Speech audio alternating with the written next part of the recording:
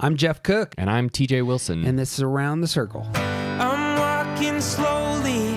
I'm taking my time. All I could talking is starting to rhyme. I'm letting go of lonely, letting go of strife. I just can't get enough of this beautiful life. The Enneagram is a map of the human personality. It's a tool for navigating relationships. It creates language for what motivates us and helps us look at the way we look at everything else. Most importantly, the Enneagram's a mirror because sometimes you need help seeing yourself. My name is Jeff Cook. I'm a philosopher in Greeley, Colorado, and with me is TJ Wilson, businessman, lover of theology, and Enneagram ninja. Hello. Boss, Hey, do you know where you were 5 years ago today? I have no idea. I do. I don't even know what day it is. You were sitting at your computer releasing the first episode of a new podcast. I believe you. That was 5 years ago? No, that can't be true. It's been like 100 years since that happened. It's the 2019.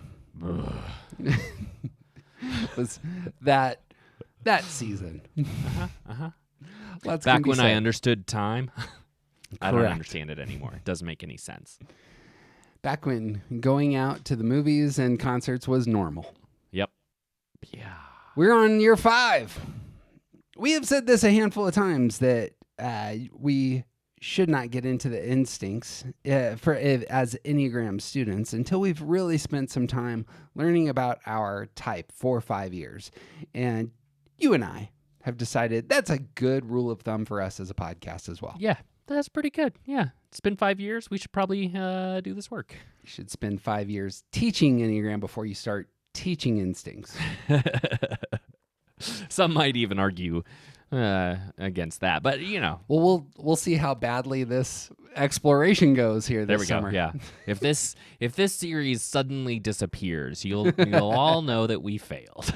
Wait, funny fact, we're gonna release our 200th episode Ugh, here in a couple weeks. that's nuts. But in theory, we're past 200 because we actually did like post a bunch and then take them off and say, I don't think we should have this on our main feed. So Yeah, we've definitely recorded way over 300. right, it's at least 100 are gone. Yeah. TJ, do you and I have anywhere close to the expertise on instincts and subtypes that somebody like Beatrice Chestnut or the gentleman from The Art of Growth have? Heck no. Friends, we are not data collectors. Truth. TJ and I are informed Enneagram theorists. You might call us Enneagram philosophers. We are coming to the topic. We are not the data collectors. We are the idea processors. We are interested in vocabulary. We're interested in categories. We're interested in how do we talk about what you and I see as one of the most important topics when coming to being a whole human being. Well, a lot of the material out there is sort of focused on the self-help part and on the individual and potentially on, relationships, Enneagram in love and work, etc.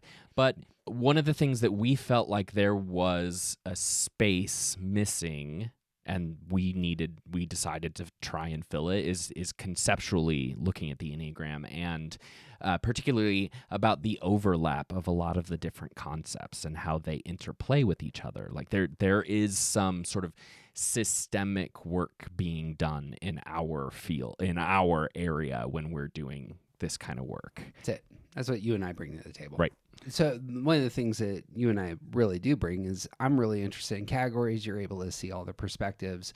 This is where we're at. Like you and I could easily put together, here are the open debates in Enneagram that people aren't really talking about. And there's a lot of tension. And it's actually much more, in my experience, it's much more emotional in nature. It's like people are kind of pushing, here's my take on this. Here's your take on this. And I would love to just say, look, you say this, and this person says this, and those are two theories. Just write down the theories. Yeah. This is something that, in fact, we're going to do today. It's not conflict. It's fine. Well, you're elevating dialogue. Tomato, tomato, Jeff. With the hope of discussion. That is a peacemaking activity. Sure it is. Would that everyone in our country, that being the United States at this point in time, and I assume around the world, would simply say, hey, here's my position, what's your position? I would love to understand it so that we could dialogue about these things. Yeah, that would be nice. That would be very nice. This is how conflict resolution ought to take place. Dear listener, if you've just gotten to Enneagram, our rule, which you heard in our last podcast, is that you should probably wait 5 years before jumping into instincts. You're welcome to listen to this, but it really is the case that, in our opinion, the really worthy work to do with Enneagram is focusing on some of the stuff that we've already outlined specifically on our Start Here podcast. So before you jump into this, we have another podcast feed called Start Here. There are a handful of great episodes there, specifically the Basics series, if you already know your type, and the Steps series, if you already know your type. And really look for conversation partners to have. And get into your type, talk about those topics. That's the place to go. The stuff we're going to talk about today, let me just reiterate it, is graduate level. Yeah. If you were sitting with TJ and I, when we step aside and we talk about like the hardest topics, the most complex topics in Enneagram, that's the conversation we're going to have today. Mm-hmm. And this is not us saying that we don't think that you're capable of understanding this. This isn't us saying that it's too hard to understand. It's that this is trigonometry when some people who might be listening to this still don't really know long form division. Right. You know, like this is, you got to learn a lot of basics about math, and then learn some more basics, and then learn some more basics before you can even get to the place of understanding trigonometry. Yeah. Which I don't, because, you know, I hate school. But if you're comfortable with variables and parabolas and the rest in terms of Enneagram speak, then that's where we're going today. But otherwise, yep. On the flip side, there's a ton of people who listen to this podcast for exactly that reason, is they would like a depthier conversation. So this summer, that's where we're going. Yep. And that's why we're here. In order to get into this, again, I want to emphasize two things. One, TJ and I are not data collectors. We are theorists. We, of all things, are going to interview data collectors in our episode that's coming out next week. We're going to talk to the fantastic guys at the Art of Growth who have done a number of panels with people given their type and dominant instincts, and we're going to have a conversation with them. TJ and I are talking theory. How should you understand instincts and subtypes? So hopefully you've listened to the podcast we just released, the one that came out before this one, so that you have an introduction to this material. Obviously, if you haven't yet, then you should go listen to that first, because what TJ and I are going to do, we've sat on this material for 1.5 years, and we've allowed it to do its work inside of us. And now we want to pitch essentially a runway. Here's how we're taking off and talking about this. We've really invested our heart, mind, and energies into the topic of instincts and subtypes. And so here are the questions that we have. Here are the things we think we need to discuss before we really jump into each of the types and how they connect with each of the instincts. And that's where we're going. So what did I miss there? Nothing, I think. Boom. I mean, who knows? We'll figure it out. It'll come out. I'm all set up. That's how podcasts work with me. And that's what this episode is, even. There you go. Yeah. So the primary text on this seems to be Beatrice Chestnut's book on, what is it? It's called The Complete Enneagram. Bang. 27 Paths to Greater Self-Knowledge. Great subtitle. I think she does a real service to the rest of us in grounding her take on more of a biological scientific approach of saying from the outset, look, this is how primates work. Right. I think this is lacking in a lot of Enneagram study. A lot of us came to the Enneagram because we needed to get our hearts and our souls in the right spot. And like the spiritual dynamic was kind of all over how we were engaging this work. But one of the real downsides of that is, you know, it can look like it doesn't have scientific grounding right. and body, but Chestnut does a great job of saying, no. We're going to talk about what it means to be a human being with instincts. And instincts is a biological term. This is not a spiritual term. Right. And I think that's a good place to start when we're jumping into this topic. And instincts being sort of the ground on which subtypes walk.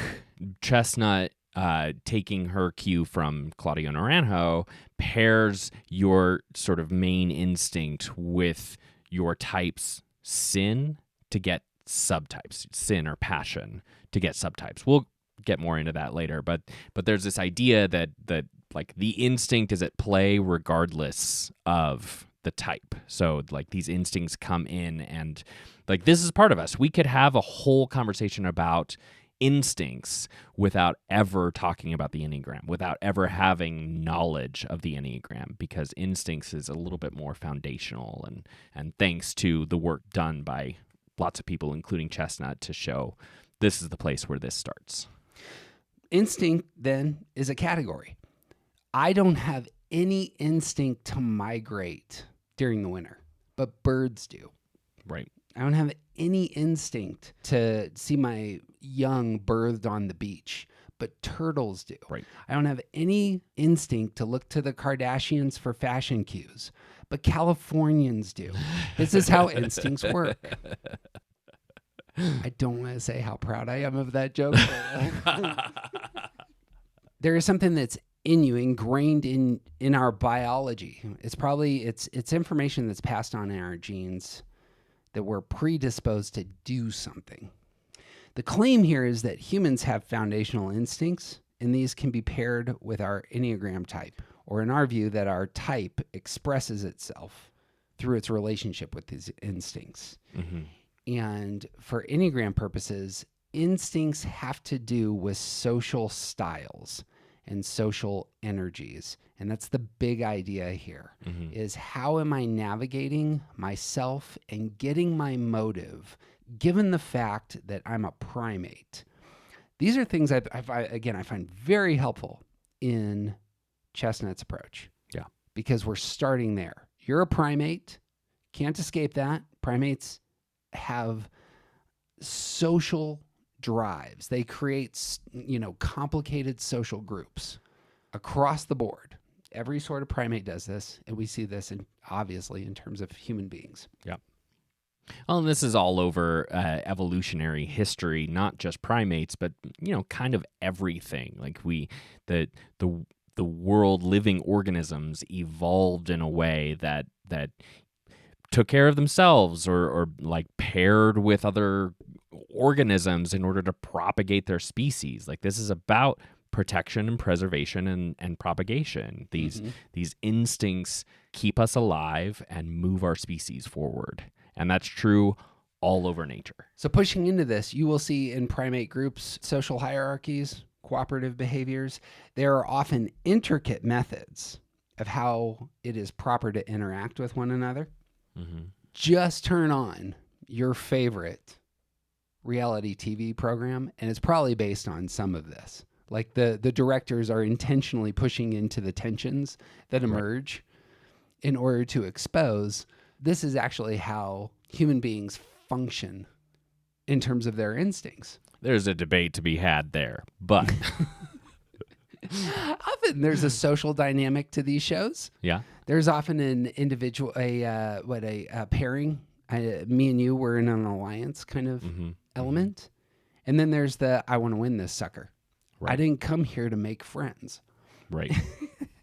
It's fair. It's fair. With instincts, especially in terms of Enneagram talk, when it comes to instincts, we have natural preferences, and often we have tools given who we are for establishing these social connections, for getting the motives, and for getting our primary motive. And that's really the Enneagram side of this, is you have a primary motive.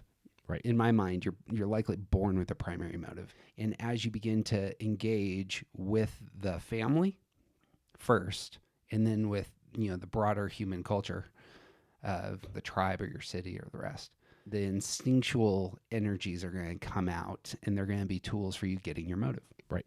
We might want to name these instincts then. That's probably a good idea. It seems to me on this front then, thank you for the long setup here.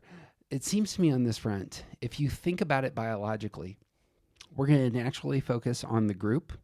And apparently, I've forgotten what the book was, but it in essence said that the human brain can only have about 150 relationships, like right. real relationships. Mm-hmm. You know this person, you know their family, you know what they do, you have interactions that are valuable, meaningful. You kind of have to purge some of the relationships in order to, allow for others. But we're, in essence, built for 150 people. Right.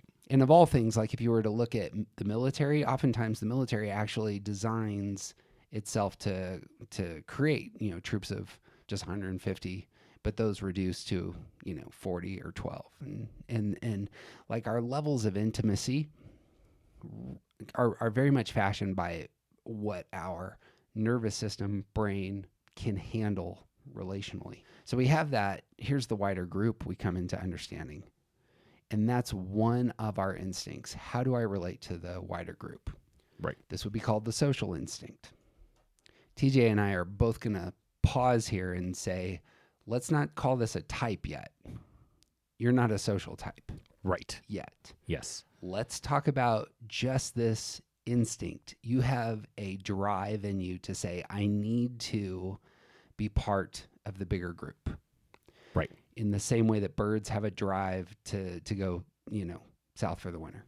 Right. Or to fly in a V, or it's not me versus the group. It's not how much do I like talking to other people. It's not it's not a lot of the things we think about when we think the word social, because it is specifically about what is my role in this group. Like the instinct is focusing on my role in the group and my place and what I need to bring to the group for the good of the group. And I need to be valued by the group. Right. Group might kick you out, and that would be detrimental. Evolutionarily, if you get exiled, that's no bueno. Right. But if the social instinct is high enough that your only real drive is for the good of the group, it's possible that you may recognize that you shouldn't be in it. Sure.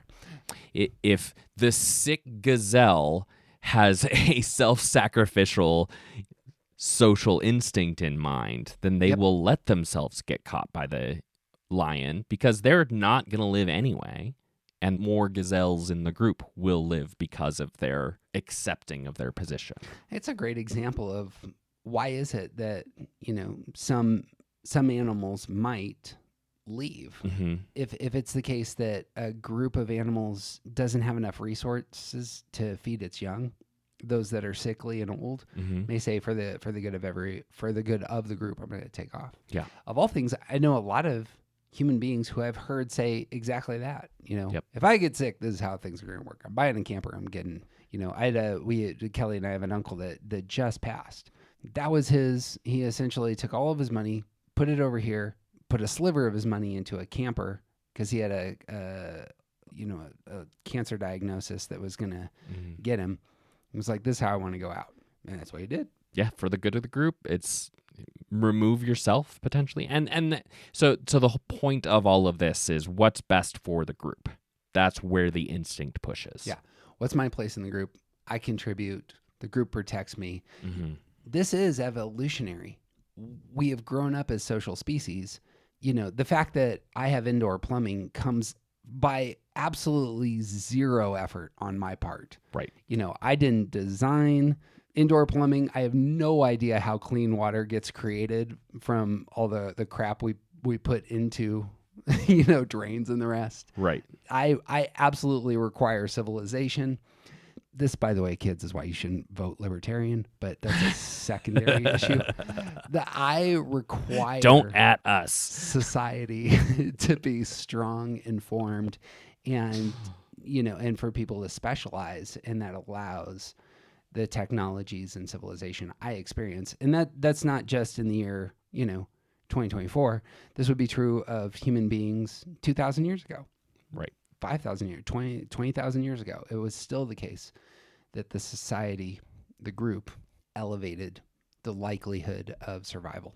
Right. We weren't there, so obviously we don't know this, but I would be willing to place some money down that it's not the case that there was one day a person living alone who said, you know what, we'd be better off if we grouped up and formed a society. No, it happened naturally because it's instinctual. Yep. Even Ayn Rand has methods by which the society works. Yep. There are rules. It's how it goes. Evolution, by the way, as you will know, it's about the 4 F's: feeding, fighting, fleeing, and reproducing. The community is required for, if you can feed more effectively, you can actually avoid dangers more effectively. You can fight more effectively. This is the gang instinct that a lot of us have. Right. And obviously reproduction requires being around some other people and having a variety of mates, potential mates. Right. Probably shouldn't have a variety of mates, kids. That may not be as healthy as you think it will be. TJ can speak to this, but Not true. I'm not concerned, but I don't want anybody to say anything about it. I've thought 12 times. I never think this during our podcast. I need to. I'm so glad I'm editing this because I'll cut that out. But it might come across as funny. Secondly, so there's the social instinct. Secondly is that narrowly defined pairing. It's not the group, but there is another individual who has skills, passions, powers, abilities, connects with us in worthy ways in which we feel the pull. And it's like this person and I, when we get together, there's synergy that is created. This is another type of instinct that emerges. Yeah. It's not just about the group. I pair with the individual. And clearly it's the case that, this isn't prescriptive. Monogamy is really common with human beings. Mm-hmm. And it's not just in I'm going to pair with another person and create a home. This is true of creating businesses. This is true of creating, artistic endeavors. This is true of people just wanting to get strong. You'll commonly see like weightlifters have their lifting buddy or something. People that go on runs, I go on a run with Joe. And like the pairing instinct, this person makes me stronger, helps me advance. They have skills that I don't have. There is a complementariness here. This is really common with human beings. Mm-hmm. And again, instinctual. And there's also an element of like, what makes me stand out? What can we do together to change things? Mm-hmm. Like if the social instinct is for the good of the herd, then you're not going to make a lot of big changes, right? Right. But this instinct, this one that wants to pair, that wants to like accomplish things, there's an element of risk involved in that. There's an element of like stepping outside of the box, and sometimes you need, it's not a safety net, but you need a partner. You need someone else to draw in to say, this is where we're going. Let's do, like, I can't do this alone. Let's do it together. That's exactly right. Yeah. Real common in human societies that you leave your home, you leave your father and mother's house, mm-hmm. and pair with a person because you are going to create, a new life together. Right. The risk all over that kind of connection. And obviously even this type is often, or this instinct is often called the sexual instinct, probably based on this. It's that there is the risk. There is, in that sort of move of pairing with another romantically, there's going to be intimacy. There's going to be vulnerability. There's, commonly we associate that element with nakedness and the rest. There is dependence, trust at a different level than with the society. Right. You shouldn't trust the tribe the way you trust the individual that you've paired with. Right. And I think not only shouldn't, but can't. Right. Because there are other instincts at work. If every individual in the tribe had the social instinct, that the world would look different. Like that we could do a thought experiment about what if everyone in the group has the social instinct. How does the group move? Mm-hmm. But the reality is that everyone in the group isn't dominant. Yeah. It isn't dominant. So how do you interact with other people in the group? Mm-hmm. And evolutionarily speaking, I think there's societies don't work everywhere. Societies don't work in all creatures. Having a functioning group isn't necessarily the best thing for a spider, but there is something about needing to pair, to partner, to be across the fence from your neighbor, to like setting up how we have webs in opposite corners of the room. Like there is a thing about interacting with a specific individual, with the specific other, that is part of nature. Yep. Instinctual again. Like you have to, on this instinct, it seems to me, you have to have a ridiculous amount of irrational care for the person in front of you, mm-hmm. and that will filter down to your young. Yeah. Your irrational care for them above yourself is required for them to survive. Right. Like parents will know you waste a ton of resources on your children in a seemingly irrational move. This person isn't you. This is somebody else. Right. Right. And yet the instinct is I care for my young, and I care for, the partner in front of me. If there's a partnership that can really elevate, I mean, this is data. The partnership really enhances the likelihood of the survival of the young. Mm-hmm. So, and I say that both TJ and I are raised by single moms. So right. No knock on, but it just, if you have complementary, this is why we seem to be attracted to complementary people, is because they fashion environments by which, again, feeding, fleeing, fighting, and reproducing allows our genetics to move forward. Right. And even, and thinking about it in a non-reproductive kind of capacity, like you and I, we're not making babies together, but the work that we do, we are trying to propagate this work. We're trying to create something together to advance and move and change the world around us. And like that takes risk, that takes some type of interaction between us that involves mutual understanding and intensity and intimacy, because we have to put our energy into this thing we're doing together. This, to tease something, oftentimes the bonding one-on-one energy is called the sexual instinct. I think this is one of the reasons why we might want to question this, and we'll talk about this later, but this may not be the best title for this, because there's a ton of non-sexual one-on-one bonding pairing relationships, mm-hmm. essential in a society like ours for things to move forward. And we could point to countless pairs of people who have done great goods for, advancing our tribe, our culture, our technologies, and the rest. And it's not a reproductive complementary pairing. It's individuals who are like, let's build something together. Right. You do this, I do this, and we fashion something out of that. And that's an energy. That's an instinct. Right. It may have come from a sexual instinct, but now it's evolved right. into something bigger. Right.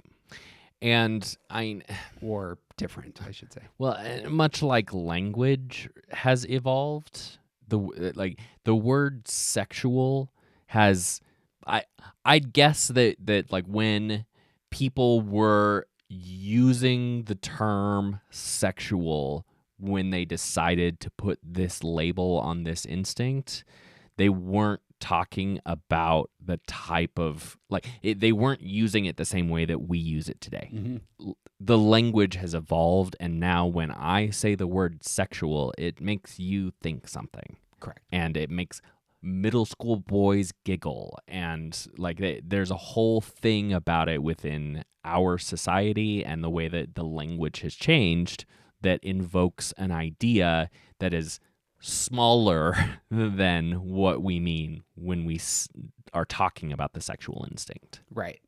This is all right. So I was saving this for later, but this is a great place to jump in. I hate the term sexual for this instinct, just so you know. I think this is terrible branding on the part of Enneagram professionals. Now, here's what I'll grant. You're coming to biology and you're naming an instinct that is seen biologically. Mm-hmm. And you're like, well, this is the sexual instinct. We want to copulate in order to reproduce. Right. And that is a common primate way of being in the world. Right. I get that. Yeah. Doesn't work when we start talking about the Enneagram as easily. Every single person, when talking about instincts, is probably going to say sexual, but let's pause for a second. And let's talk about what this really means given Enneagram. Sexual with an asterisk. I want everyone to hear. I am bowing to you, tipping my cap, deferring to the origin of this title, saying you got this exactly right on the scientific biological development of this instinct. Yep. And friends, the branding is terrible. Let's entertain the idea of changing the title to something else. My favorite is pairing. A lot of people use the term bonding or one-on-one. Just going to float this. Don't want to upset the apple cart. Clearly, Jeff, that I am. Wait a second. You not wanting to upset the apple cart? Come on. We will be talking about the one-on-one pairing bonding sexual instinct. Yep. As we move into, the middle half of the 21st century. But perhaps we can change some of the language. I don't think that's a bad idea. I'm not sold because I don't have any objection to the word sexual, but I do have to explain it every time I say it. So we'll have to come to that. Put a pin in that. So speaking of self-preservation, because some people just don't want to fight about things That's true. Because there might get incoming fire. Right? It's possible. The last of the instincts is self-preservative. We all find ourselves in a family, in a group, in a tribe. We have a social style, a social energy that is going out there, either toward the group or the individual. That same energy, however, can get turned inward. It can look at myself as myself.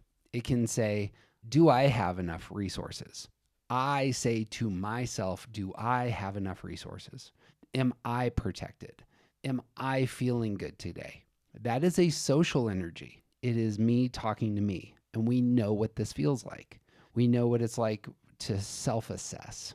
Very common. It's one of the things that makes us really advanced as a species is that we have self-understanding, self-consciousness, and can do self-observation. Mm-hmm. So the last of these instincts then is turning towards ourselves, looking inwardly, and considering ourselves before everything else. And that would be, again, instinctual. What do you think there? And there's a lot of ways in which what we're saying here sounds like selfishness. It can seem like self-protectiveness. It can seem like a self-focus, but we're not talking about all of that. We're talking about a self-preservation instinct.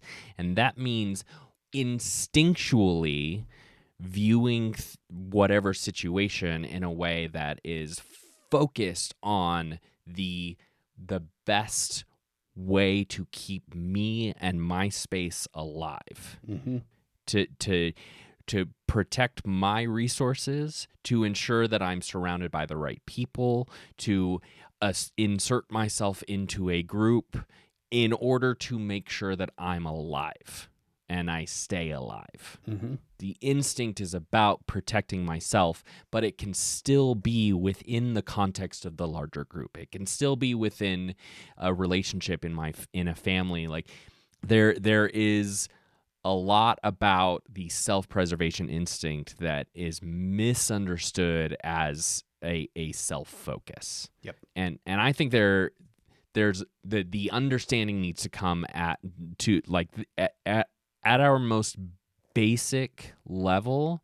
We're trying to stay alive, and that's true for all organisms. That what do I need to stay alive? My mind actually goes toward the presentation prior to takeoff on an airplane.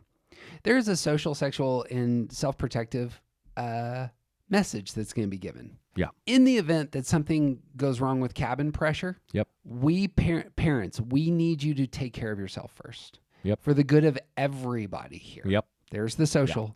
For the good of everybody here, you need to take care of yourself first. And then you can care for your little ones next. Yep. The self-protective in this instance is not selfish.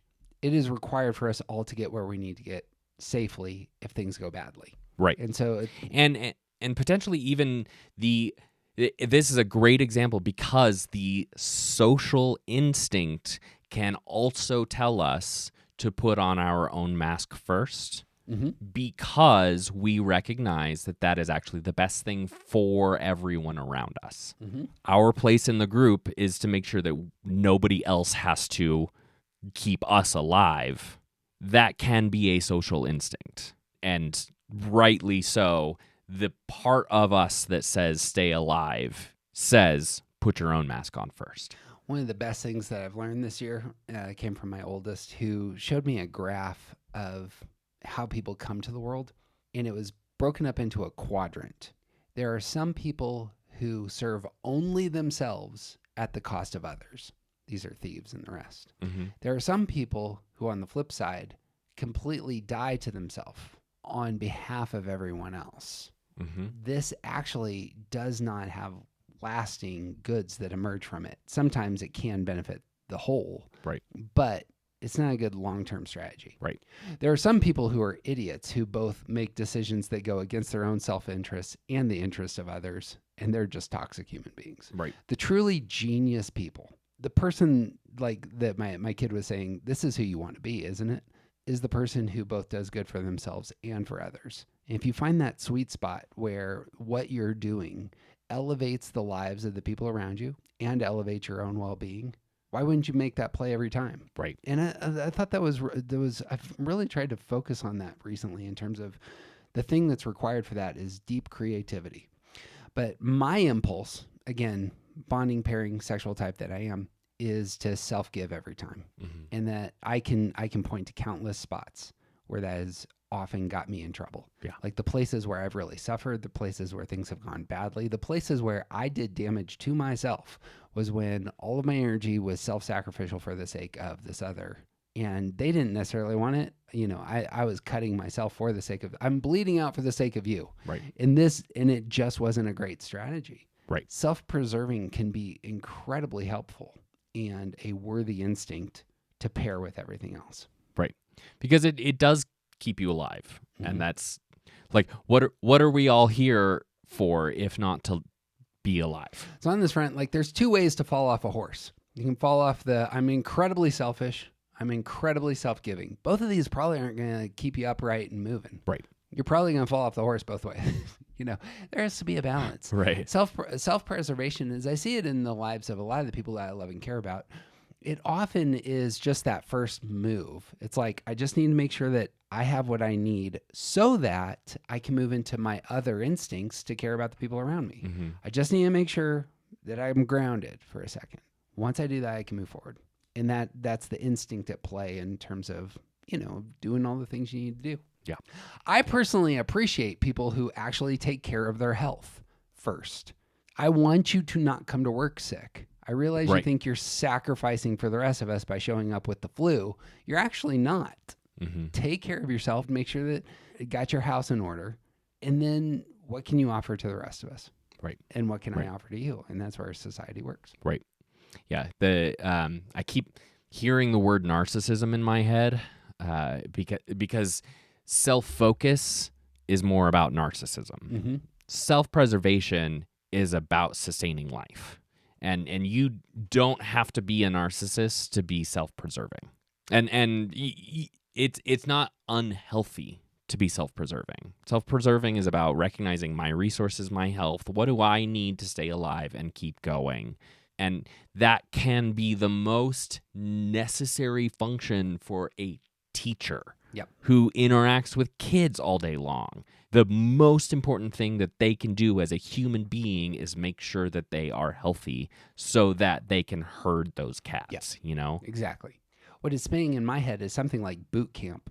I don't mean to keep bringing up the military, but I imagine when you go to boot camp, a lot of it actually is about self-preserving instincts. It's, we need you to exercise and be in at a certain level. Here's the calorie intake. Here is your weapon. And we're going to teach you how to just pull that sucker apart, clean it out. You need to take care of yourself in this space. And then when we're in the middle of combat, if somebody's injured and behind, here's how we do things in order to ensure that the whole group is cared for. But you have to care for yourself first so that you can care for the rest. Yeah. Because obviously, if you're not caring for yourself, you're not going to help injured Joe who's on the side here. Well, I think that with my extensive knowledge and experience in the world of military and boot camp, you've seen some movies. I've seen some movies. I've read books. I have family members who served. This is what Full Metal Jacket's all about.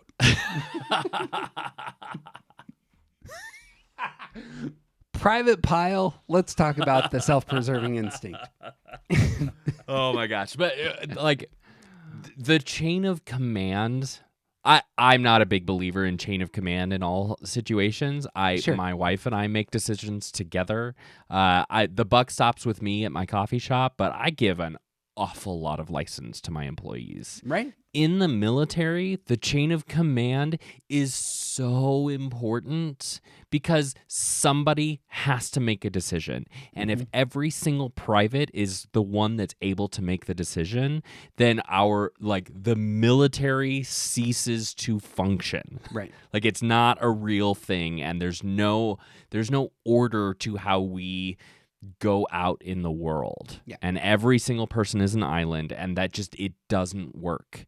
But learning how to take orders in certain spaces of your life can actually be a very good thing for you and all of the people around you and everyone back home, and the people who are making these decisions at the top. If they know that their orders are going to be followed, it's easier to make decisions. The chain of command is part of all of this. Yep. I think all we're doing is notice the more as human evolution has progressed into a modern society, the way that we continue to arrange ourselves. Military is just one element, in terms of the protection of a certain people, geography, etc. But in the same way, you could talk about like corporate America. You could talk about the family structure. Right. You could talk about how elementary schools work, or, there's all sorts of places, city government and the rest, that require something like social structures by which things are getting accomplished in theory for this, for the sake of the whole. Right. Right. There's targets at work. The self-preservation and there's necessary understandings of the social instinct, how we are all in the group, the sexual bonding instinct, how people relate to individuals, and this self-preservation thing is at the bottom of it. It's not the lowest on the totem pole, but it is the one that like all of the others are sort of standing on. And the social instinct is about the group and the preservation of the group, but it requires the preservation of the individual. Right. And like even city planning has a focus on keeping the individual alive. Exactly. Yeah. Brings up my second topic here.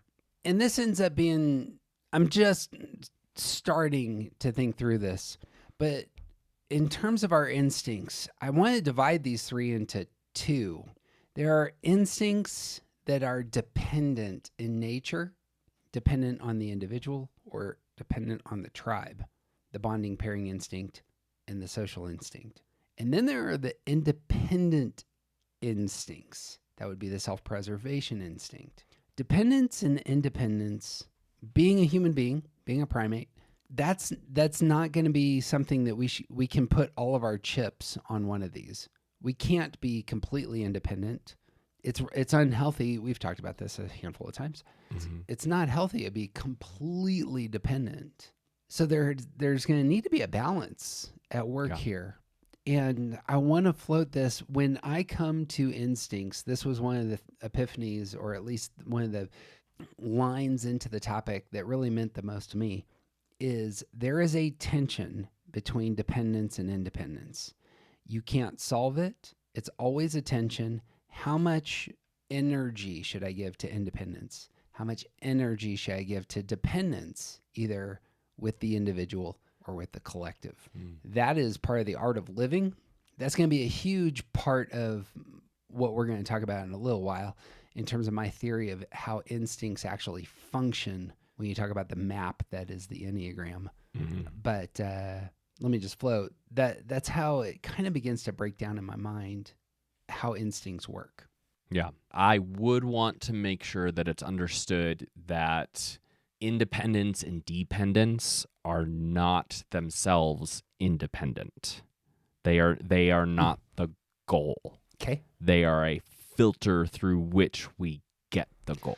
I think that's entirely correct. Yeah. And that's and I where know that land. we'll say it in different words Yeah. when we get to, but that it is so easy for us to think as independence and dependence as good or bad, and to make one of the two things into a goal or a villain or whatever. And I think the tension, I think what you're saying about the tension being present at all times in all people is such a good note. Yeah. And the way that our instincts play and bounce and move, like whatever, the way that we use our instincts being about the tension between dependence and independence, I think is a great way to look at this. Yep. Let's just jump into this real quick. Yeah. All right. Dear listener, TJ and I may be on an island here. And unfortunately, being a little scrappy, being a little, both idealistic on my side and not wanting to cause too much controversy on the other. Yeah. And we're coming as theoreticians. Mm-hmm. Here's my take on instincts and subtypes. I think that let's imagine that you are a plane. Okay, you are in your airplane. You're an airplane, and you're flying, and you're flying somewhere. Yeah. Your target is on the manifest. This is the destination. It says it very clearly, and that's where you're flying. Yeah. And that's your motive. Great. And when we talk about Enneagram types, in essence, all of the types subdivide here into where are you going? Yeah. Like, what are you targeting given your motive? Mm-hmm. So this is the destination. A lot of the other elements of the Enneagram come down to the buttons and dials on the dashboard. Mm-hmm. As you're flying towards that destination, you're going to start to tweak some stuff.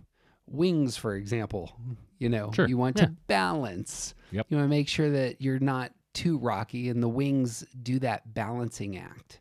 And how you handle problems comes out in how you're flying the airplane. It seems to me, long story short, instincts kind of are dials that we begin to turn. Sometimes you really need to hit the self-preservation dial. Right. And we've used a handful of stories of this sort.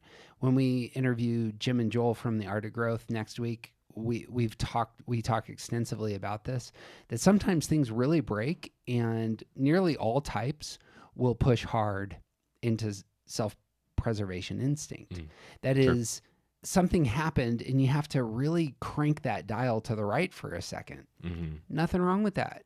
This is how primates work, how human beings work. Yep. But you're still flying toward your destination. Right. And so in my mind, instincts, let's imagine now that motive, that your Enneagram type is a color. So 1s are red, 2s are orange, 3s are yellow, etc. We all know that there's all sorts of different varieties of red, all sorts of different varieties of yellow, etc.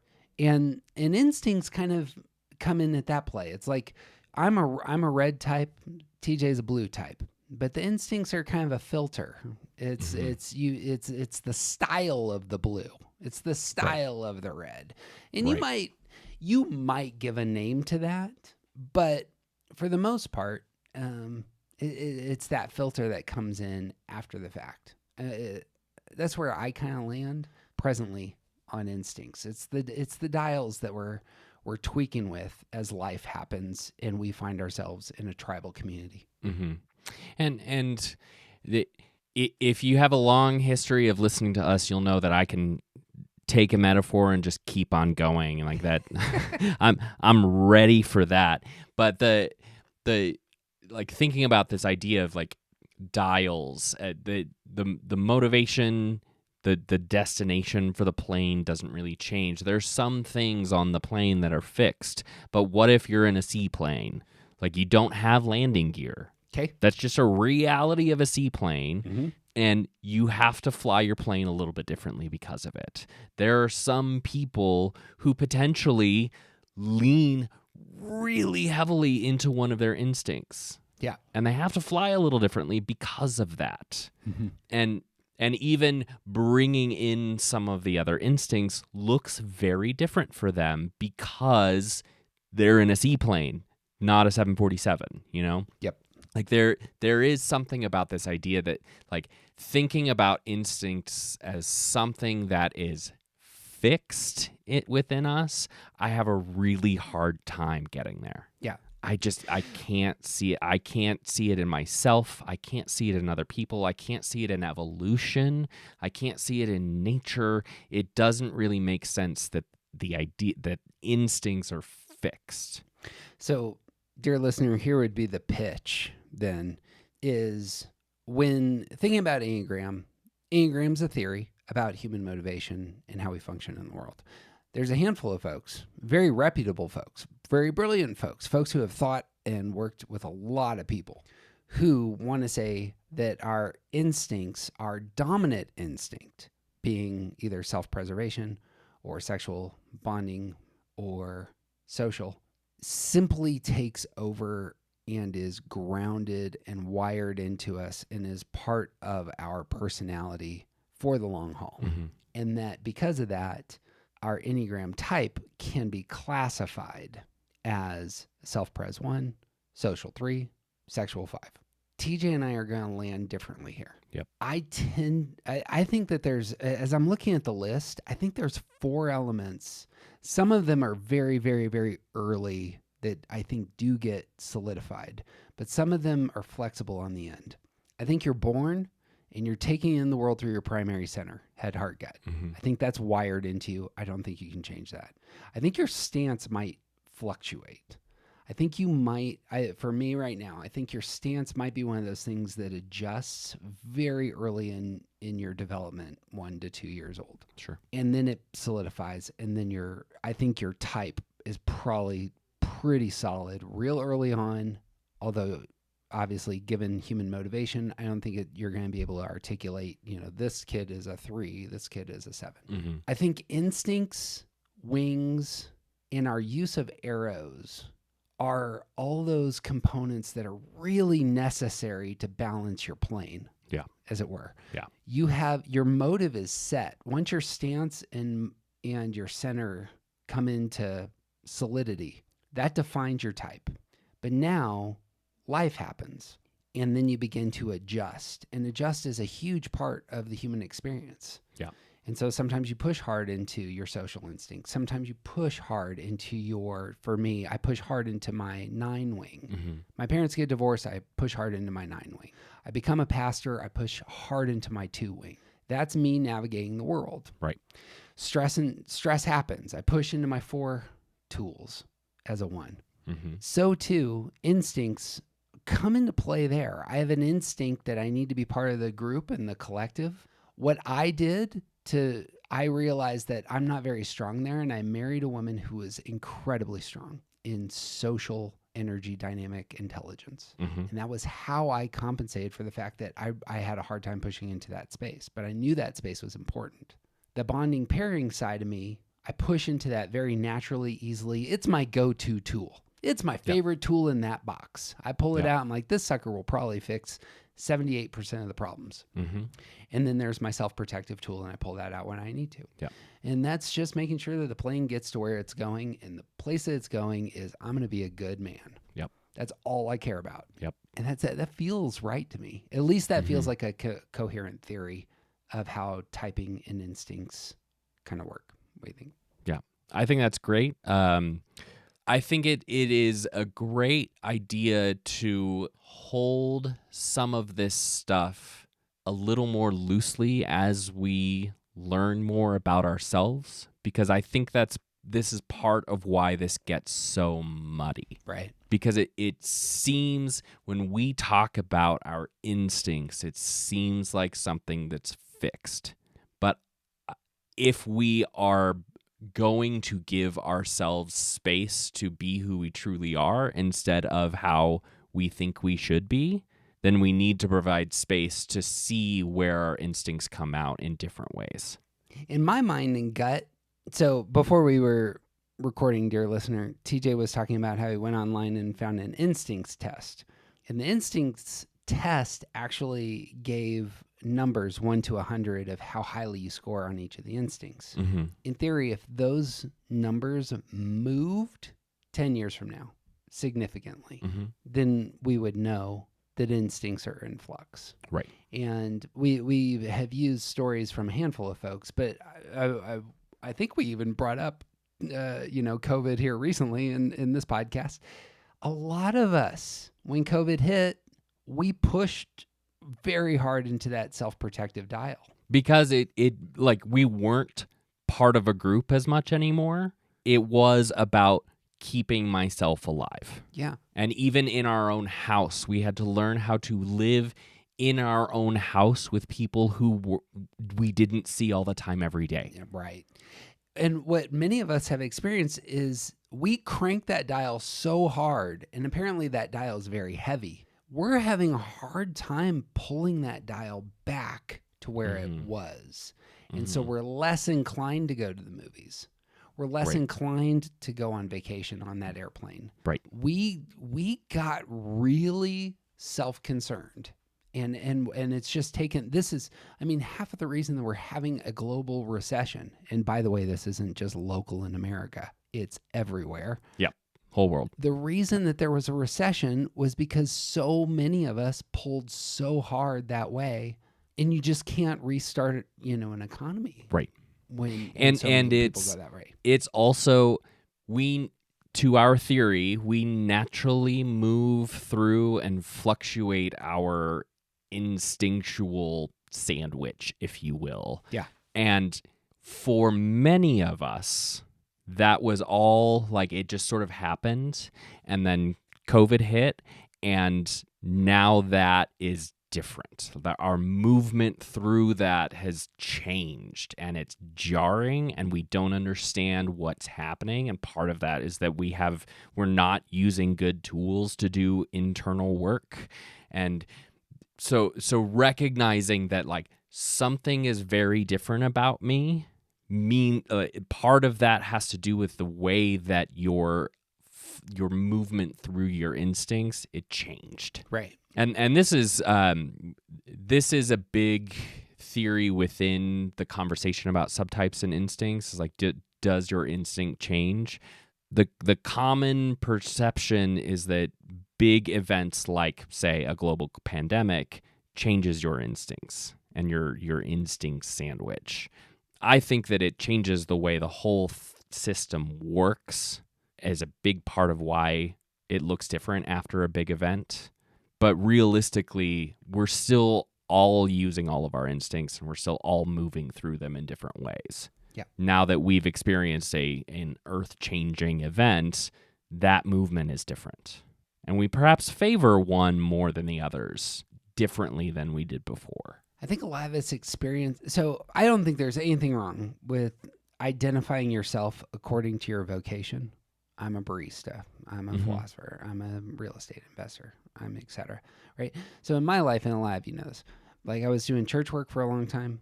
And if I self-identified as a pastor, that actually was helpful language. I really want to put a asterisk on that. It's very helpful language for the person in front of me to understand who I am, how I am in the world, what I'm seeking to bring to the whole group. You know what I do. Oftentimes that term pastor can rightly be, immediately brings up suspicion in the hearts of some. It arises, some sort of, oh, this person is trustworthy in the hearts of others. But it is how I am in the world, and I'm communicating something about myself and how I am seeking to engage the world. Right. That is not my vocation anymore. It is something that I've actually really tried to cut off and not make part of my identity anymore. Mm-hmm. I have pivoted very hard into real estate investment, and that's what I've been doing for the last 5 years. Yeah. That is an entirely different vocation. And when I say that I'm a real estate investor, it's still the case.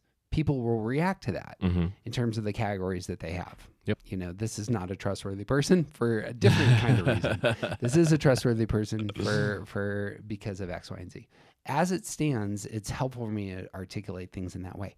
I think instincts are very helpful on this front. If I were to say and I'm happy to do this, to say I am a pairing bonding sexual one, that communicates something about how I am in the world, but break something I care about significantly, and I'm not going to be that person anymore. Right. I'm going to go to a different space. I'm going to crank a dial in a different way. And when I look at the list of attributes of self-preserving ones, I know exactly what it's like for me to go into that space. Yeah. Real similar to when I look at the list of attributes of Enneagram 4s. I know what it's like to go into 4 space, and I can identify myself in those Enneagram 4 spots, but I'm not naturally there. Yeah. It's real similar when I look at self-preserving ones, and it's real similar when I look at social ones. Yeah. I know what it's like when I'm in that space, but that's not naturally where I generally go. Right. However, and I think TJ agrees with this, if you broke something significantly, or if it were the case that my life and everything I care about depended on me elevating into social space primarily 24/7, like I would take on those attributes. Yeah. Give me 35 years of having to do that work. That's who I would become. Yeah. I can totally see myself becoming that person, and naturally pulling out the social tool every single time. Or not even necessarily something breaking, but something changing significantly, like marriage. Yeah. Marriage can shift I lived alone for 15 years and then I got married. But literally my household had to change because it wasn't exclusively mine anymore. Right. Like big shifts like that change the order, change the way that the tool is working. That's exactly right. Yeah. To bring in other personality typing theory, and by the way, dear listener, we'll probably hit other personality typing theories here at some point in the future. But Myers-Briggs does this in terms of Myers-Briggs is set up in that 1 to 100 kind of way, where it's like there's fluctuation taking place over time. Right. And there's movement. Right. And, your behavior and how you're engaging the world can really shift given how the circumstances of your experience change over time. Right. That's part of the human story. Right. Here's what makes Enneagram great. It's almost saying, here's your identity over time, what your primary core, what your backbone kind of looks like. And here's your flesh that kind of can adjust over time. Yep. Many of us know what this looks like. Your skeleton will not change for the most part. But many of us lose weight or put on muscle or, all sorts of things kind of happen with our physicality over time. And so there's some things that stick and there's some things that, it's the fleshy part of us that fluctuates. Right. That's helpful, by the way. Skeleton. I'm writing that sucker down. Yeah, you should. I'm thinking about it a lot. Like I can't change the size of my head. Yeah. Like I can't change the size of my skull. That's just truth. Right. But my face looks significantly fatter than it did 10 years ago because A, I'm a dad now. B, I'm over 35. Like it's just, C, we just went through a worldwide pandemic. Your wife was insisting on that bizarre diet that you had to go through. All of these things. Through which I learned that I'm actually a skinny person. I've never thought of myself that way because I'm also a real big eater. So I've always been a little bit fat, but as like just my body shape is a skinny person, and I can't change that. All of us. I saw a picture of Christian Bale the other day. It was like a meme. Yeah. And it had 6 different films that he had been Yep. in Mhm. and how much he weighed. And it's Yeah. from, that one where he couldn't sleep and he was like 80 pounds to when he was playing Dick Cheney and he was 290 pounds, Yep. and, Yep. and just showing this Versus man. when he was playing Batman and he was also 290 pounds, but in a completely different way. People who really want to alter themselves can probably do it. Right. I feel like instincts fall into that space of adjustments. Like sometimes oftentimes it has nothing to do with will. It's real similar to stress and security in my mind. Like I know what it's like to go to 4 space volitionally. I'm going to go to 4 space in order to try and go to the high side of 4 and get some of the stuff there. Yeah. But there are other times where like circumstance happens, I get punched in the nose and I am immediately just, I'm there. And I feel like that's how things go with instincts as well. Yeah. And when the work then for us is not how do I change my instincts, but what do I do when I find myself there? Yeah. Yep. So in our the podcast that we do next week, we're going to talk to the guys at Art of Growth. And I think there is something about instincts as muscles that's a helpful metaphor. Yeah. You don't have to be really strong in your social instinct, but you can work on it. You can build up some power there. Yep. You can, like, I have a buddy who teaches kickboxing, who every time I'm in there, he goes to a spot where he asks me about one of my kids in a specific way. I always know that this isn't natural for him in terms of, like, I hear the question and I'm like, he is doing this because he is really trying to elevate something that's not necessarily his wheelhouse. Right. And I actually respect him and care for him even more because I know how much effort that takes for him to get to that spot where he's asking about my kid. Right. And even remembering my kid's name and where they are in school. And I feel like a lot of us are like that. It's muscles. Yeah. Like you gotta, I'm going to choose to memorize people's names. My wife doesn't have any problem memorizing people's names. I'm befuddled by how she does this. It comes entirely out of the fact that she wants attention. And it's super easy to get attention from people if you just memorize their name. Don't you realize this, Jeff? Well, I'm not aimed at attention. I'm aimed at other stuff. Right. But there you go. But like if I want to have a social instinct, muscle power, just that alone, memorizing people's names, it's going to be a huge growth spot. And working on that muscle builds it up. And it doesn't necessarily fix a quote unquote problem. Like if your goal is to build up your biceps in a really big way, like eventually if you stop working out, they won't be big anymore, right? Eventually, if you stop working on memorizing people's names, you won't be able to. Eventually, if you put all of the phone numbers that you know into a phone in your pocket, you'll stop being able to remember phone numbers. Right. Like that's just truth. Right. But you can build things up in a way that gives you some sustaining power, gives you some knowledge of how to do this the next time you need it. On the flip side, if it was the case that, you were kidnapped, a gun was pointed to your head, and it was said you were going to memorize the names of 100 people in the next month and know who they are and know 5 details about them, and that situation played itself out for the next 20 or 30 years, it would just become natural. It would become habitual, and you might even push into that in a way where that was just your default. Right. Right. That I can't escape thinking that that's how instincts end up working. Yeah. I have that gear. We haven't brought it up. We've talked about instincts as rooms in a house or floors of a home, and that we generally live on one of the floors. Yeah. And do business in the other ones. And that's how that feels. Like you would just get used to doing business on a different floor. Right. And you have that gear, that's part of your house, that's part of your inventory.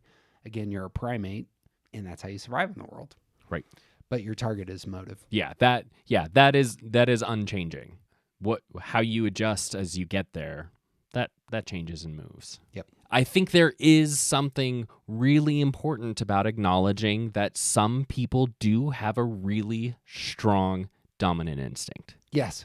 I am not one of those people.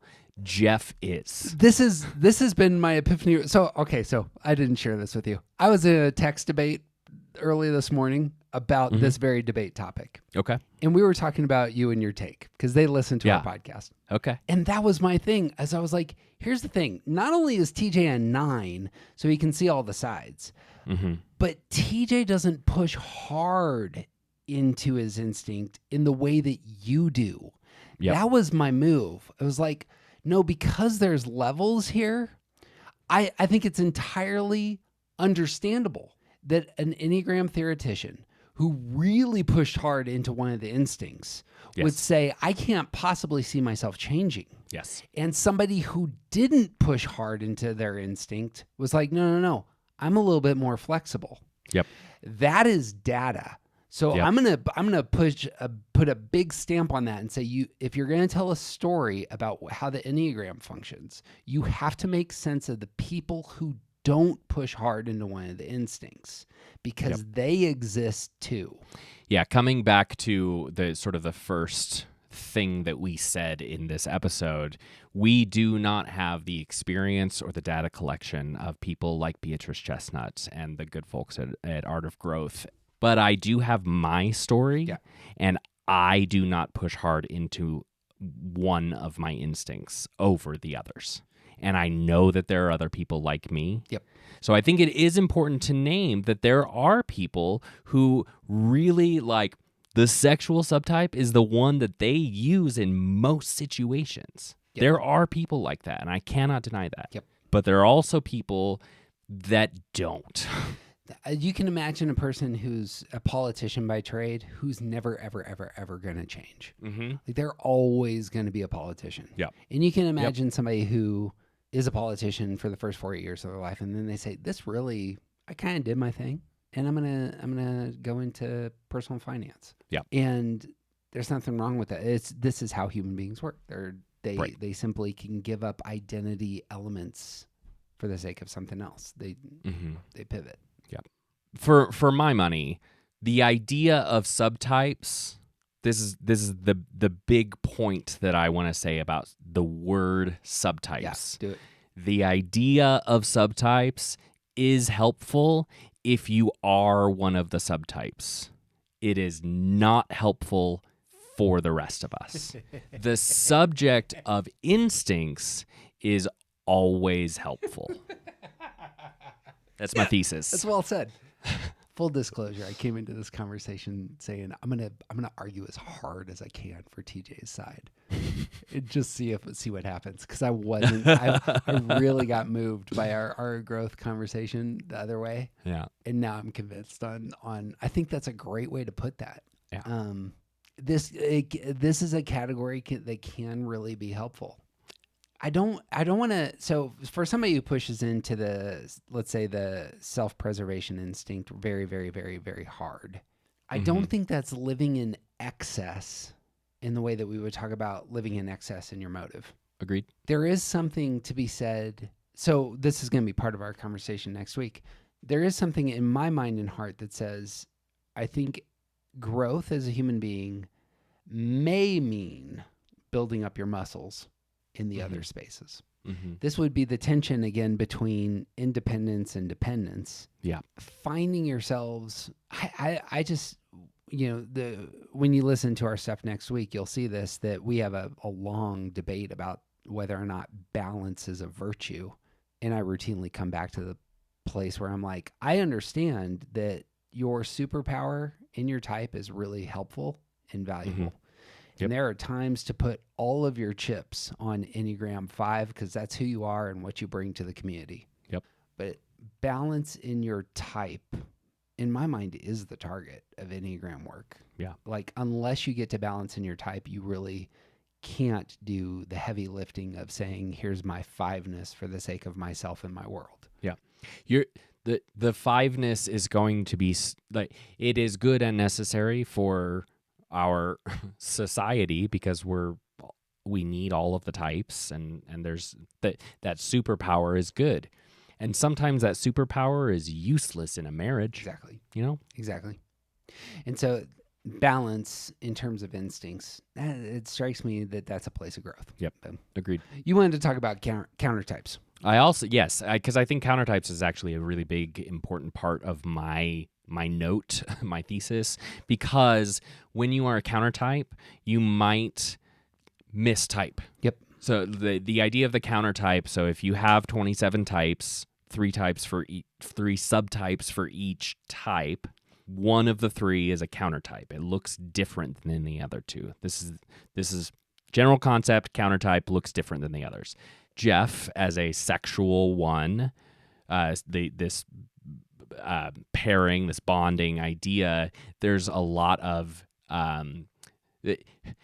Beatrice Chestnut calls this countertype zeal, and like these are the reformers. These are the ones that are pushing for big change, but they aren't necessarily going to represent the kind of perfectionism and that you see in other ones, the kind of reserved, like good boy, good girl nature that's in other ones. Like that, there's something about the sexual instinct coming forward in type 1s that makes them just seem different than the other two. And this is really important if you have a dominant instinct that represents one of these quote unquote countertypes. I think this is probably the most important place to think about subtypes, is if you are a quote unquote countertype. I think that's good and important to recognize, and we should do better about folding countertypes into our teaching. We have already started that process in talking about the phobic versus the counterphobic 6. Mm-hmm. The far end of the phobic spectrum is one subtype of 6s. The far end of the counterphobic 6 is the counter type for 6s. This type looks like risk. It looks like drawing attention to themselves. It looks like being more vocal than phobic 6s. It looks like trying to, the way I describe counterphobic 6 is when you tell them they feel afraid and they come out and say, I'll show you how unafraid I am. This is a counterphobic move, and it looks very different from the other 6s. But we have also figured out that it's a spectrum and not a fixed thing. You're not always counterphobic. You're not always phobic. 6s move along that spectrum. And so when you are mainly a countertype 6, you'll look a little different. You might be mistyped as a 7 or an 8 or a 3 or a 1, but you're still a 6. Your motive is still in there, the same as other 6s. You're trying to protect your own safety and security and figure out how to navigate a world and keep the resources that you have, right? Countertypes are really important, but only for people who are countertypes. I think I've been trying to put my finger on countertypes for a while, and given our theory, the thing that keeps coming to my mind is that countertyping or pushing into the counter instinct is about balance. Yeah. I think this is easiest to see with 2, 3s, and 4s. 2, 3s, and 4s are all self-preservation countertypes. The countertype for 2, 3s, and 4s is all self-preservation. Yes. The motive for 2, 3s, and 4s is all attention seeking. Yep. You will notice how there's a balancing taking place here. Yeah. I'm seeking the attention of the people out there, but I need to feel like I'm protective and preserving what I have. And so when we walk through, this will be our first deep dive. We're gonna go through each of the instincts and talk about how it manifests in each of the types. But when we get to 2s, 3s, 4s, it's going to manifest self-preservation. It's going to manifest in a way that's very strange. You're a 2. You want the loving care of other people. How can you be self-protective? Well, what it looks like is somebody who's really trying, again, to balance the dependent and the independent. Right. And that's how that manifests in terms of they're not putting all their chips on 8 or, on red or whatever. It feels like there's a balancing. This is true of the 6. So the most famous is the 6 in terms of the countertype. 6s are naturally anxious and risk averse. Yeah. And the countertype for 6s are counterphobic. That means they're pushing into risk. Well, it's the balancing of how do I wrestle with anxiety here? Right. And again, because pushing into risk isn't always going to work. Right. So I think there's something subconscious in us that wants moderation. Yeah. Moderation is a virtue that's classic. It goes throughout most traditions. Balancing becomes something that's incredibly valuable. Anyway, I think that we intuitively know something about ourselves where it's like, I don't think this is healthy, and so I'm pushing opposite. So I'm the countertype 1. What I end up doing is the anger is there for me. I don't think it's really healthy to be angry at myself. The countertype 1, the sexual energy, ends up pushing outward. So I'm actually averse to the anger. I experience the anger. I know what it's like to be angry at myself, but I don't think that's healthy. And my method of getting rid of the inner critic and the rest is to point it at other people who are buffoons. That's a very easy thing for me to do. Right. Judgmental one that I am. Right. There's all sorts of buffoons that could be objects of the anger that I have. Anger is an energy. And so I'm going to pick buffoon over here. Is that a swastika? You're an excellent target of all my rage. Right. And what ends up happening is I don't destroy myself. It goes outwardly instead. And that's a way of me balancing and being in the world. Otherwise I'll consume myself with self-judgment. Right. And even I'd say even notice, like for people listening, like the goal is not to destroy the person with the swastika tattoo. Correct. The goal is to improve the person with the swastika tattoo. And from a philosopher's standpoint, it's to show, like, do you not understand that your way of seeing the world is wrong? Right. Right? And it's not just for that person's benefit, but also for all of our benefit. Society would be better if there were less swastika tattoos.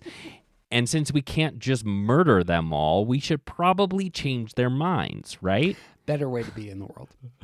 So there was a guy I saw the other day who was he would give away Nazi cover-up tattoos for free. He was a tattoo artist. Yeah. If you come in with something that's, you made a mistake when you were 17. Yeah. Let me put a flower over that white power symbol. Nice. Beautiful. That's improving the world. I'm going to turn mine into a maze. I probably shouldn't make a joke that I have one. I was trying to figure out how to make the maze joke, and I stumbled into the worst way to say it. I do not have a swastika tattoo. Just to be clear. He does have a mom tattoo that's both ironic and very well executed. Yeah. Yeah. By the way, the countertypes are 2, 3, 4s are the countertype for self-preservation instinct. 1s, 5s, and 6s are the countertype for the bonding sexual pairing instinct. And 7, 8, 9s are the countertype for the social instinct. And we'll get to all those in time. I imagine we need to have a more robust theory about countertypes, but in essence, that's where I'm landing, is it's much more about balance. Yeah. We've said this over and over again over the years, and I say it so much, I practically say it in my sleep. The instincts and subtypes makes everything else really, really messy. Right.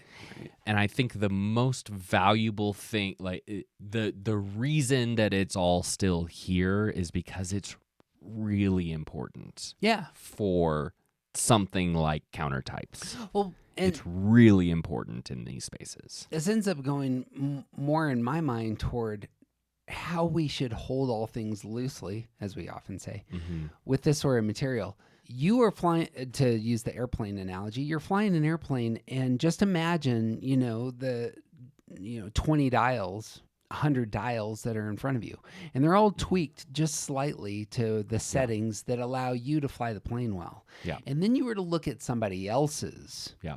control panel. Yep. Now they're in a different part of the country with different weather patterns, with different obstacles, with different destination. And you look at their dials and you're like, well, these are all over the place. But you need a theory of dials. Yep. That's what we're doing. Yep. Enneagram's a theory of dials. It's way easier to just say, look, really, there's 9 airports. At the end of the day, there's 9 airports, and you're flying toward that airport. And let me tell you about all the people flying into DIA, because there's something real interesting about them all. You know, or here's all the people flying into Chicago. Something really interesting about them all. Right. But when we start talking about dials on each of the plane's dashboards, then, you know, it's messy. Yeah. But it's still true. Yeah. Okay, I want to land the plane. Heyo. Last thing that really hit me with instincts, and I just love the hell out of this. I don't know what to do with it, but I want to pitch it to you and get your reaction. Instincts has like a toehold in all the things that you and I consistently talk about. We consistently are talking about stance, motive, affect, coping style, arrows, and wings. Yep. Not so much wings. Instincts ends up finding it's the sand that gets into everything.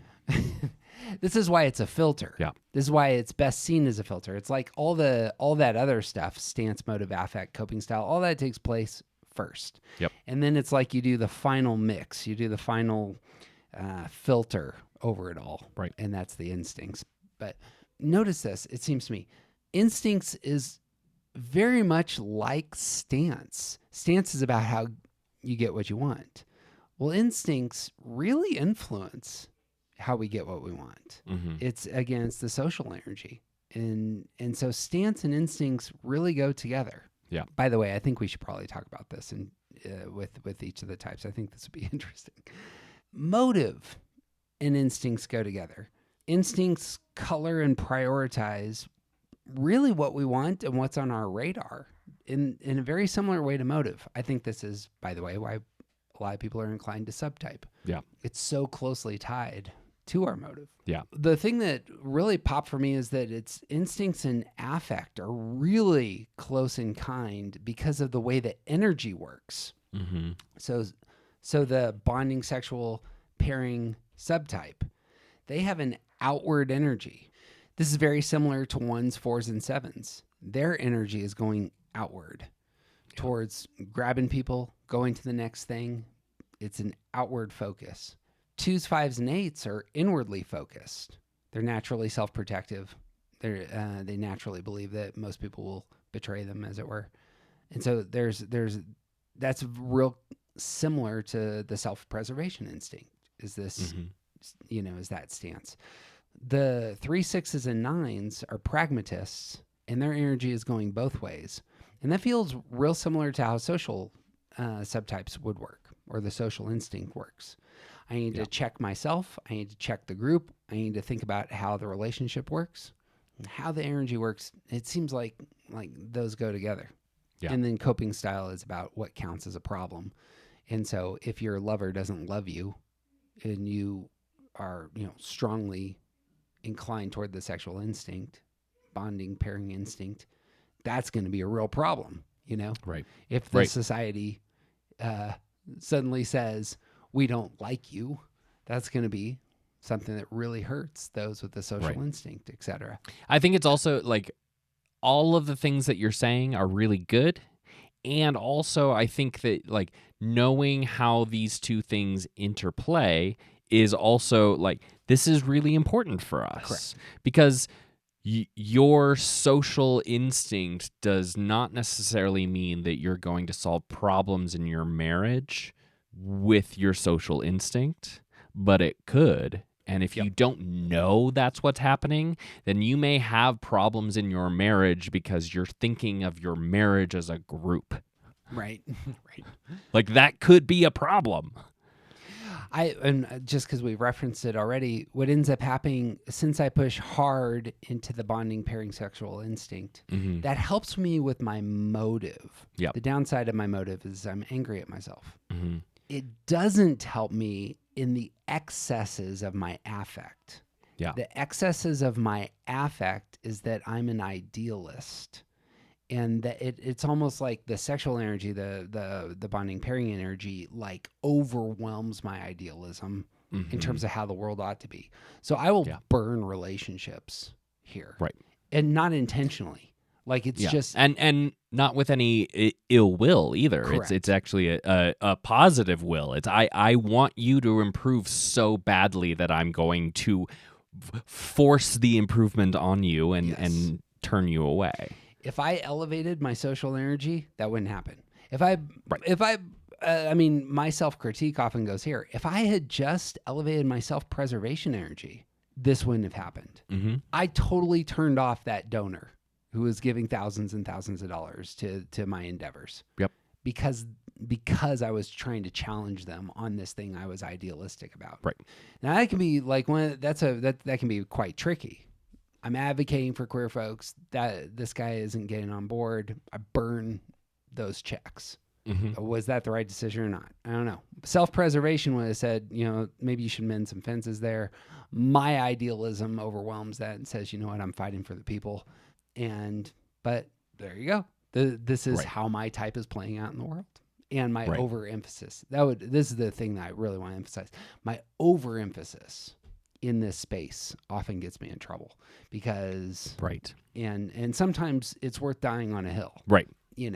And there can be really good things that come out of that overemphasis, right? But it's never on purpose. It's always it's an accidental byproduct at best, right?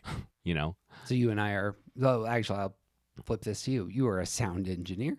You know what it's like to do a final mix. Like sometimes you've set all the dials, as it were, but the whole needs to get tweaked. Yep. And that's where I think instincts fall. It's like the whole thing needs to get tweaked because notice it has an effect on your stance, on your motive, on your affect, on your coping style. Yeah, and the whole needs to be tweaked, and you can do some minor fixes in each thing to sort of like help you get there. Like there's a lot of audio engineering. There's a lot of tips and tricks and tools and little fixes that you can do to make the main output sound better, but if your subwoofers aren't working, you can't turn up the bass enough. Right. If you want to be the type of person that is constantly turning up the bass a little bit more because your subwoofers are broken, then do that. And that's kind of how a lot of us are floating around in the world now. Mm-hmm. But if you want to fix the problem, you may have to fix your subwoofers. Bang. Very last topic, and this will launch everything else.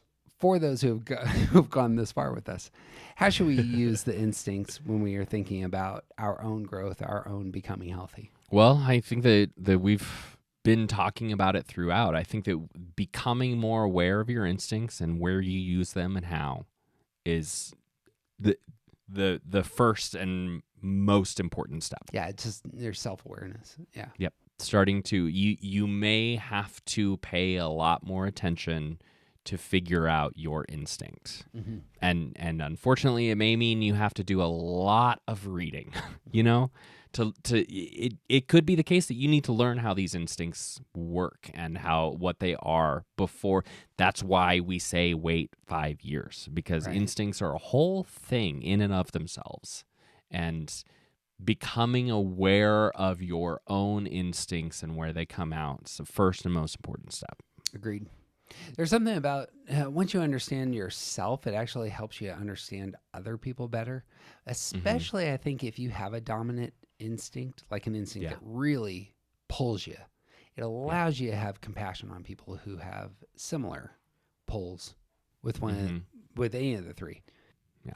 Lastly, the thing that's helped me most in instincts by far has been really getting a sense of just those three instincts, the big idea behind them. Mm-hmm. Here's what self-preservation looks like. Here's what social looks like. And then doing what we have said not to do. But I think in this instance, it can be very helpful, and it's to type other people who are dominant. I think it's incredibly helpful to to look at how people behave, because I think instincts are very much about behavior, and to name the behavior. This is self-preservation behavior. This is bonding one-on-one sexual behavior. This is social behavior, because what ends up happening is the empathy that can get inserted there is strong. Yeah. So for example, and I've used this example a handful of times, we have a friend whose son died. And her energy is clearly social. Yep. And the solution to her feeling good in the world absolutely requires social spaces. Yeah. And unless those can be fashioned for her to feel good in those social spaces, and there is some one-on-one bonding energy there as well. So like meeting her in those spaces really is us meeting her in her grief. Right. And so, and I know this about my wife as well, which I use this illustration all the time, but she's very low on the bonding pairing energy. Mm-hmm. And so putting her in places where she's required to meet one-on-one with another person just doesn't work. Right. Yeah, that's like this is not efficient. This is not the best use of her time and energies.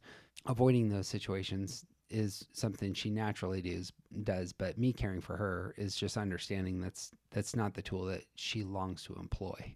Yep. And for all of the other people in her life, recognizing that and her even potentially saying it out loud, it helps. Like, I don't feel rejected by her because I know that she doesn't have the thing that wants to get together for coffee and just talk for a couple of hours. Yep. We are going to steal our time away from the other things that we're doing together. Yep. And it'll literally be us whispering gossip back and forth while we're surrounded by a crowd sometimes, because that's the time that we get. She doesn't want to go out and sit and have coffee with me for 2 hours, but I know that she still loves me. Yeah, it's those brief social micro interactions really important. It's great. I'm going to do that through text, and like that's it. Like she's doing that with 20 other people at the same time. Notice the social energy there. Right. Here's my actual crew in the midst of this buffoonishly long presentation that we can all make fun of and remind ourselves that we're on the same team. Right. I suppose on the flip side of that, this is real common, especially with me and sevens. There are all sorts of sevens who are repressed in their sexual energy, their bonding pairing energy, and I think they don't like me. Yeah. And I'm coming towards them like, I want to connect with you, and they're on to the next thing every single time, but they don't have that gear. Right. You know, that doesn't mean they don't love me, they don't care about me. That just means that that's not who they are. And so I need to relate to that person in a different way. And so especially if that person is in your household, is one of your kids, you know, if your instincts don't naturally line up, really important for you to just name that, say this is who this person is, this is who I am, and we just don't. I need to find a different wavelength to connect with this person who I care about. Right. Launching a rocket here, my man. Is that why it's taking so long? If we were Einstein, we could say E equals MC squared and call it a day, but we're not quite at that level. It takes us 2 hours. It's fair. And most grad classes go about an hour and a half or so. And just this I warned everybody ahead of time. Oh, and realistically, this couldn't have possibly been a criticism of the length of our conversation, because this is still a relatively short one for us. I do have good news. It's going to get a whole lot simpler from now. We have defined our terms. We have defined our ideas. And now we're going to build a structure on this foundation, and it's going to go fairly quick. Yep. Well, friends, it would mean the world to us. All right, so if you've listened to a podcast like this, share it with somebody who loves the Enneagram. There are people out there that just don't know about our podcast, and you say, look, if you really got into this is something worth dialoguing about. TJ and I are probably wrong. There's a guy I really like who says, I'm wrong about 25% of the things I think in my field. The problem is I don't know what those 25% are. That's a great line. I think that's where I am entirely comfortable being in that space and saying, this is how things strike us right now. So it's dialogable. So share this with a person. Secondarily, we haven't gotten a star for at least 5 months. So we had 286 reviews and then the spigot turned off. So if you are just now getting into our stuff, we would love for you to subscribe and to give us a great review saying, you know what, they're doing some next level stuff. Yeah. That would also help us know that our listenership didn't cap at 286, and it's those people listening to it over and over again that give us the bigger numbers. Lastly, if you want to help friends of yours find their Enneagram type, we have created a podcast called Start Here. Just look up Start Here Enneagram. You'll find it. It's got our symbol. And this is what we think is the best way for people to get into this material. It's very narrative in nature. We are helping people see their type through the language of what other people say about themselves as ones, as themselves as fives. And it's been super effective. We consistently have, over 1,000 people that type themselves through it each month. And yeah, it's worth jumping into. So you got anything else, my man? I got nothing. He's CJ Wilson. He's officially awesome. I'm Jeff Cook. And who you aren't just isn't interesting.